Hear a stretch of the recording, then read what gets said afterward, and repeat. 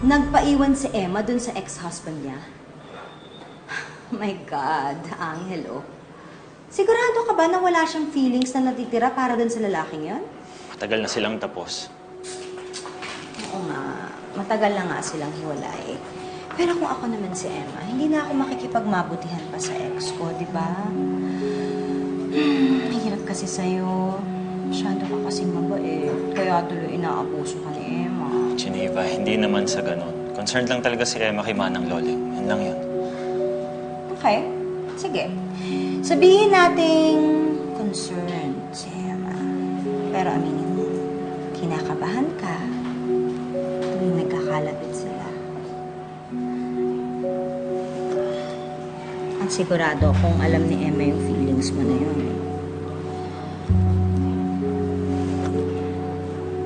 Hindi ako gagawa ng kahit na ano na ikasasama ng loob.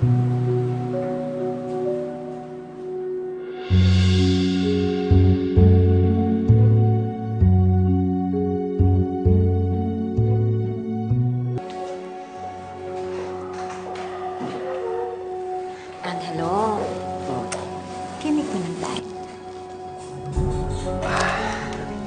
Medyo marami pa akong gagawin next time. Ano ka ba naman? Puro ka na lang work. Mag-enjoy tayo. Sige na, make you happy. Hmm?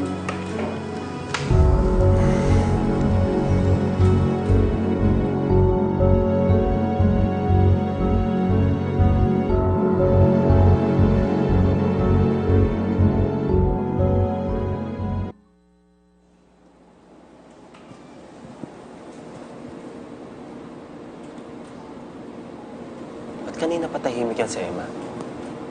May problema na naman ba yan?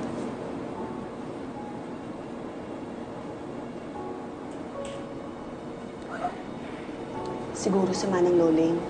Iuwi na kasi siya sa bahay nila Rome, kaya hindi na niya mabibisita. Alam mo, ang hirap kasi dyan sa kaibigan mo. Hindi niya na problema, pinoproblema niya pa. Kuya, we can't blame her. Ipamana sa kanya yung matandang yun. Eh, ikaw, di ba tayo mamumblema dyan sa Geneva na yan? What do you mean? Kuya, nakita ko kayo kahapon. Masyado kang close. Kulang na idok-dok yung pagbumukha mo doon sa Geneva. Huwag gagawa. Alam mo, ikaw manang-mana ka dyan sa best friend mo. Mga tamang hinala. Alam mo, linisin mo kaya utak mo, ang dumi.